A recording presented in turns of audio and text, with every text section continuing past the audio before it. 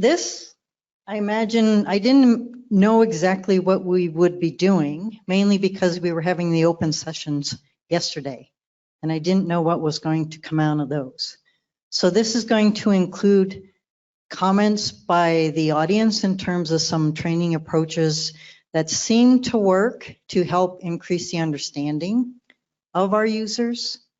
So that'll be the first part. So I invite you to stand up and give some presentations, or I mean some words, not necessarily a presentation. And then the second part is we can work towards, after break, work towards maybe some outline of topics, devote a little bit more time for topics that would be great for either a RGB event week or an image interpretation event week. Is something that we were talking about yesterday, even in terms of what content that could go on a web page. I mean, we could start the thought process here. So with that said, do we have any volunteers first? Okay, so I'll get it going. See if it's still here. I may have to redo it because we had to reboot the system. Some approaches to training for RGBs that have enhanced understanding with the forecasters. I mean, we've gotten a lot of statistics in terms of, you know, who we train and what are their needs. This is more of, are there some things that you've shared or some things that you've done that you think would be beneficial to others? And do you know if anybody else is doing it? I just want to make sure if I understood well. It's just that I wanted to share that we annually organize the summer school, which is very basics of remote sensing. So this is far from operations. This is more for developers. Maybe we have forecasters as well, but it's on the development level. What I've realized that some people, maybe with a developer mindset, they really appreciate us going from the photon to what does this photon means, and after we drill on the channels and the meaning of different input to RGB, they suddenly like, wow, yeah, that's fine. They have the RGBs in their mind. You don't have to say, okay, it's called that, and it serves for this or that purpose. They already have a pre-ideas, and so it's maybe the other way around than teaching on the RGBs, is teaching on what RGBs are presenting and what kind of information do they share or could potentially combine to give to forecaster or whoever. So that's my experience, that not all the people, but some people, I guess, with such a mindset, they really much appreciate. Finally, I get this, you know, eureka faces, like, yeah, now I get it. This is why you're doing this, and you want to show that, and you assign that color. So yeah, that's my experience. I just wanted to add to Ivan's comment that you know, we see the same thing with our students, but the physics, understanding the physics first, is crucial for their understanding of it. So, you know, just looking into atmospheric windows and absorption bands and some others first, we start there. I belong to the School of Physics, so that's, you know, it's mandatory to do it. But it also clarifies for the participants the physics before the interpretation, so it helps quite a bit. One thing that is clear to me through the years I have been teaching remote sensing is that in the beginning, people doesn't understand that images are a matrix, a numeric matrix. So the conversion to that, to gray shades or color tables, it takes a while. So if they understand that, going from that point to the interpretation, it's much more easy, because then they understand that why you can add, subtract, or make composites, and what is the contribution. And with the physics, of course, and the understanding of different wavelengths, that's very, very important, because after that, they can understand how a color can be translated to a different reflective properties of different objects. So that's really important. So even if it's somebody who is going to use in for meteorological purposes or whatever, that needs to be fast, they have to have that kind of knowledge embedded, yeah, in their minds. So what I do is very basic examples with I put a small square with the numbers of a very tiny piece of, well, I'm biologist, by the way, so I use vegetation, for instance. So I put them to calculate the vegetation index with the numbers, without computers, without anything, just to see how the resulting matrix looks. And then I ask them to interpret it and say, where is the vegetation, where is the water, and where are the clouds? And the tricky part is that the NDVI doesn't give the whole answer.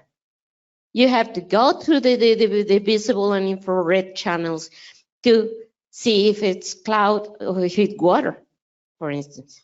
Sometimes you can get mixed results. So I think that's really useful.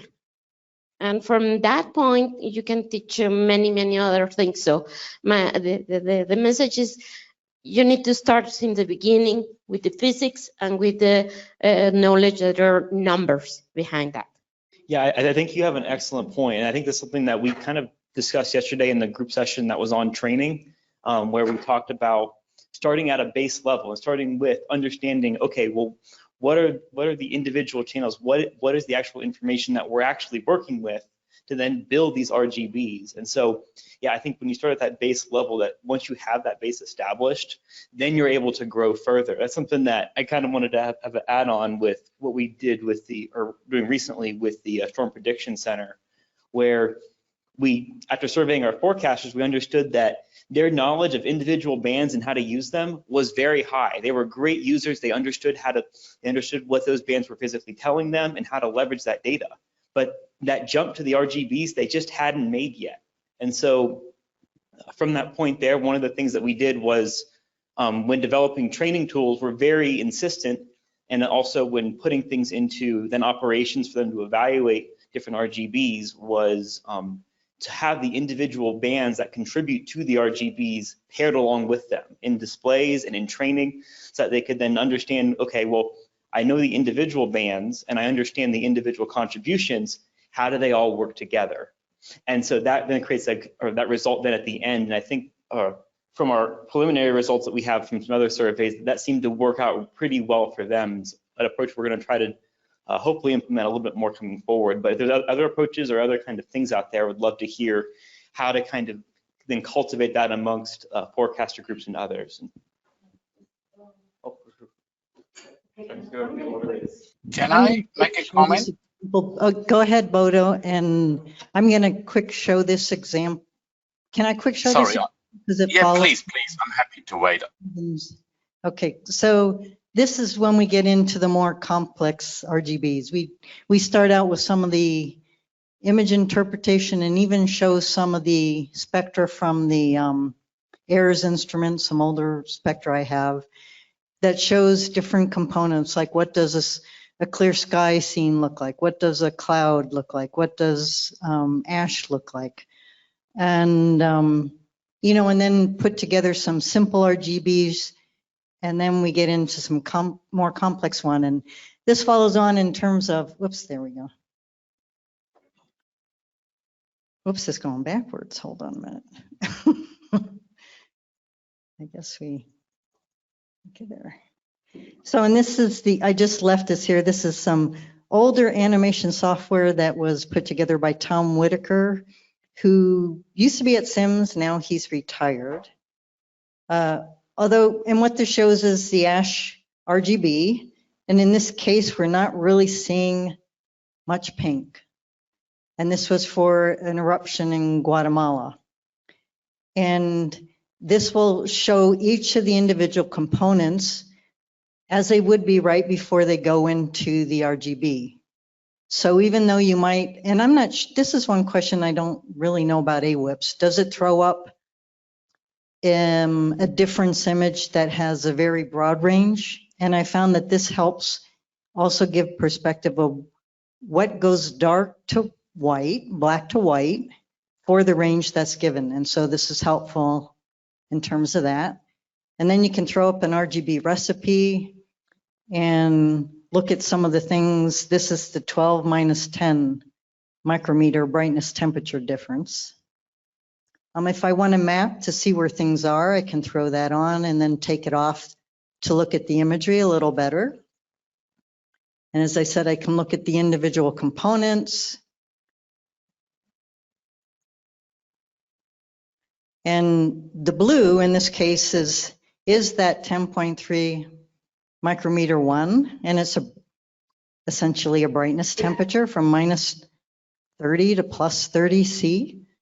And so you can see that the dark is cold and the bright is warm. So this one's a little more complicated. Some scenes are more, it's more like black and white, where you can see lower level features, or lower, what is lower level and what's upper level. And then you can go and say, okay, in this case, we could see that there was SO2 associated with this eruption. And if we look at the, the individual components, like this is the one that's, okay, so now we can take that recipe off and put the next one on and do some comparisons. And what we do is we have a homework exercise, and we have this, so they do it the day before, and then we come in and discuss it in the morning, and then we also do lecture, or a small or short lecture. So you can, and then, so, and similar for the air mass, and look at some of the ranges and the differences between some of the different recipes.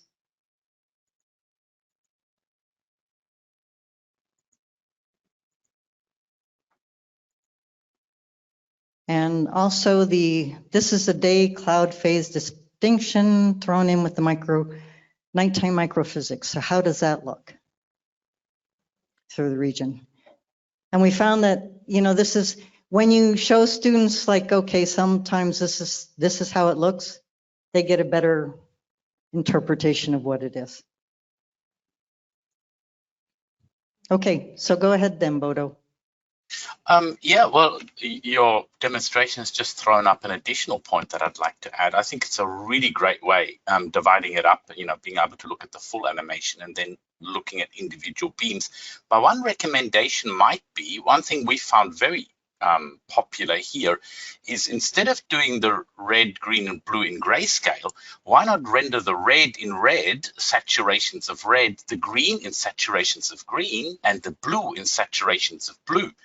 Because that would allow you directly to tie that back to the ranges. That's my first comment. Well, I'm going to quick respond to that. It's really hard to tell what is maximum green and what is less green. And so the grayscale helps accomplish it a little bit better. Okay, understand. Yeah, the other comment. That, yeah, sorry. So, yeah. Right, thank you for that.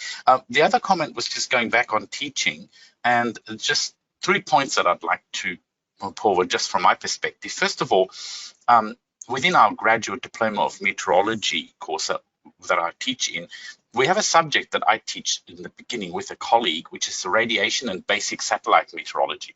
We found it really useful to combine get the students, refresh the students on radiation theory, basically reflection, refraction, and emission and so forth, and then link that logically onto basic satellite meteorology. So it has a bit of a physical background, but it has a very strong forecast perspective. The second part was, during my presentation, I did actually show you the RGB teaching quick guides, which I put forward, which go through the steps, and these have been fine-tuned. I'm more than happy to forward you some example. I'll have to check with my supervisor, but I'm sure it's fine. Perhaps that could be helpful. And thirdly, in terms of actually using the RGB more widely within the regions, one of the things we found, or rather to understand, use and understand, one thing we found very successful, and I think Rion might be able to comment on this as well, is what I normally try to do is encourage our participants to forward case studies. And what they'll do is they'll forward the information, but they're often a little bit shy about presenting it themselves. Rion isn't, but others. And so I'm actually presenting it on their behalf, but in their close collaboration, which allows you to construct local RGB, local case studies that use RGBs as a collaborative exercise within the VLab. Thank you. Okay, thank you, Bodo. Yeah, no, I'm coming from previous conversation, but yeah, this is Jose here.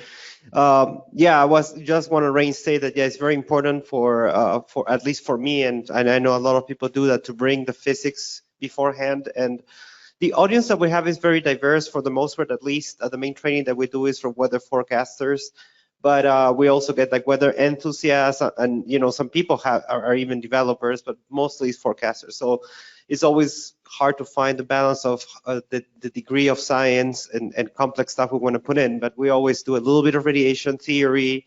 We also talk about like transmissivity, absorption, scattering, blah, blah, blah, go over the spectra. And an interesting point I wanted to make is I remember we had this discussion when we were talking about presenting the recipes, and even though I love MKS, I was a huge advocate of Celsius, and the reason why we do that is because sometimes we try to link some of the stuff that we look on the imagery, for example, with soundings, and forecasters, even in the US, when they use Fahrenheit for the surface, are used to understanding Celsius, so that helps to put in perspective certain things. So we try to link all different sources of data to the imagery, but providing also a little bit of a physical background and try to come back and forth. So.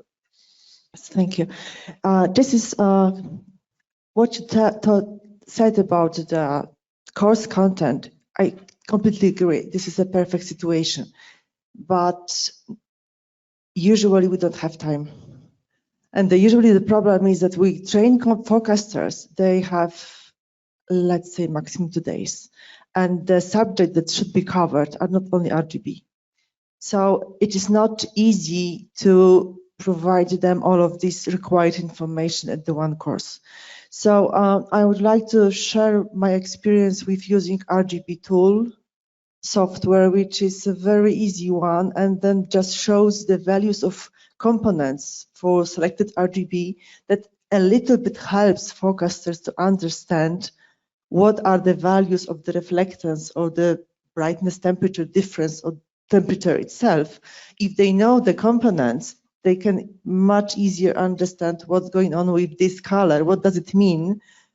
It is the thick cloud or maybe thin clouds. So if you don't have time, we need to adapt our course to the users we have. So using RGB, I like this one. I mean, this is a great tool. I would rather see, it would be really great to have 3 components displayed at the same moment to see how they behave. But well, this is just to say that about these RGB tools that is very useful for these short-term courses with forecasters. Thank you for this comment, and I sympathize because many training events that we run, we don't have, how do you say, luxury of having days to explore the channels. So I also use heavily the RGB tool, sampling tool, and the quick guides are often winners to hand out. And the last version goes together with the that you can easily define your own RGB and Yeah, you can go to settings and write your own recipe.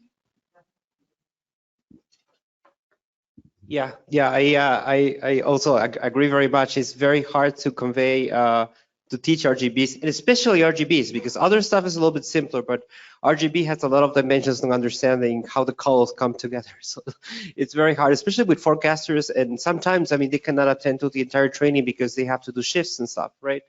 Yeah, another thing that I wanted to speak of what we do, we usually, I mean, we have to pick 1 or 2 RGBs depending on the training, or 3, because as you said, we don't have time, but we usually start with the most basic ones, but they kind of say, okay, red is this, blue is this, and green is this, and that's it. And then we end up with the different ones that are applicable. So, and it's hard to gauge who really fully understood you or not, but you know, I mean, there's so much that we can do. Thank you.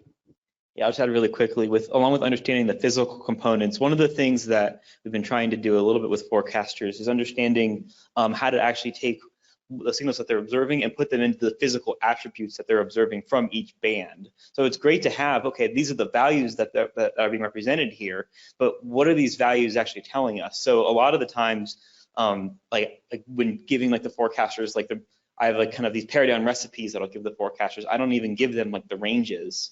I'm just telling them a small contribution from this band, from this window tells them this, a large tells them this.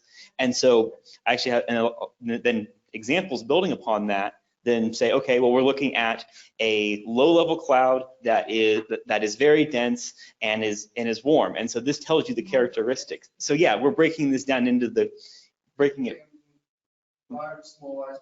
Yes, it's exactly. So yeah, you're taking it from those actual characteristics and then translating it into the information that they need and making it kind of more interpretable with the combinations. We need the RGB tool for that. Yeah.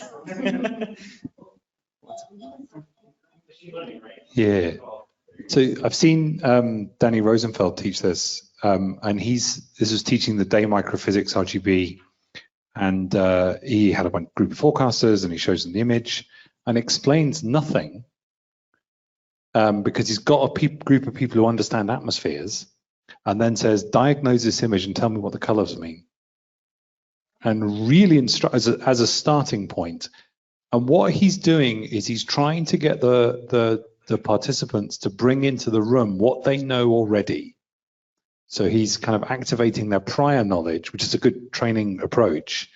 And then he's going to build from there and then go into the physics and, okay, so why does green mean green here for this kind of supercooled water or whatever it is?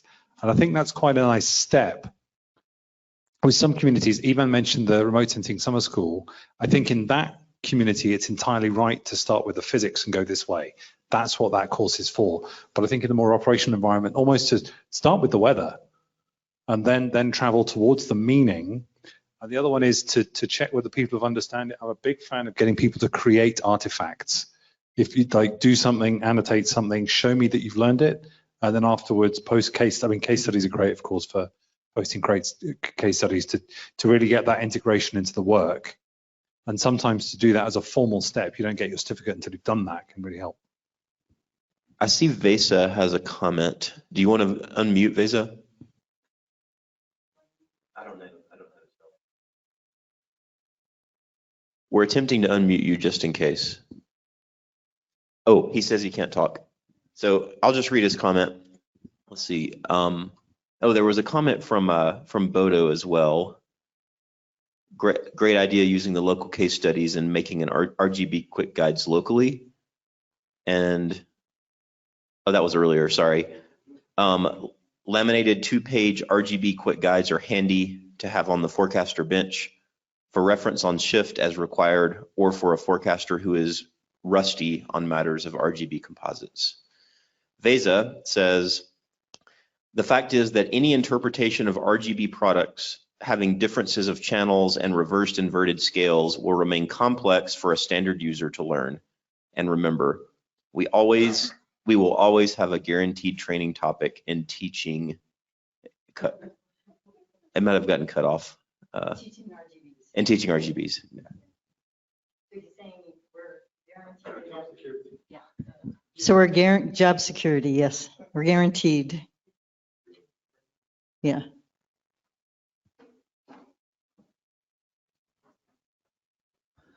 I forgot to mention that other approach that we try sometimes as well, that I've tried in the past, is when we're starting training in RGBs, is we're supposed to like the, okay, RGB, and that's it, like one band on each. Then we try to actually show something and get them to come with the recipe. Say, okay, which band is in red, which band is in blue, which band is in green. You know, that's another way to do it, like reversed.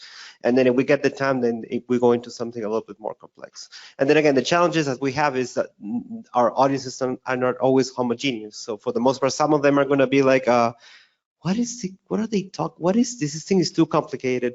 Another are going to be, okay, I want to see the temperature ranges, you know, so we get that broad audience. So, you know, it's always kind of a challenge to fulfill everyone's needs.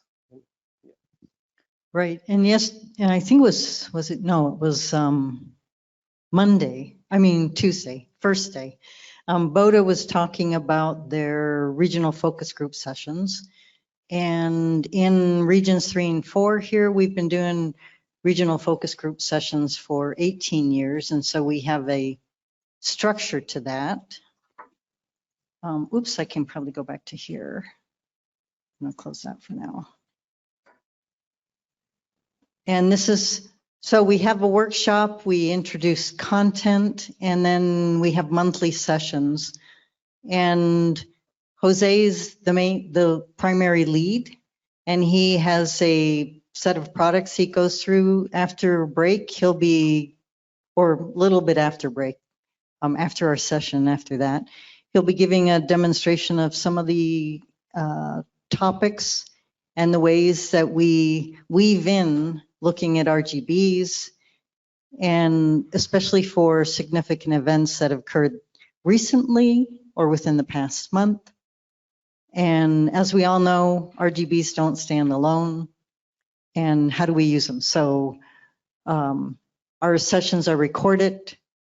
And what this is doing though is breaking that forgetting curve, because we learn information, and if we don't use it within a week or two, we tend to start forgetting about it.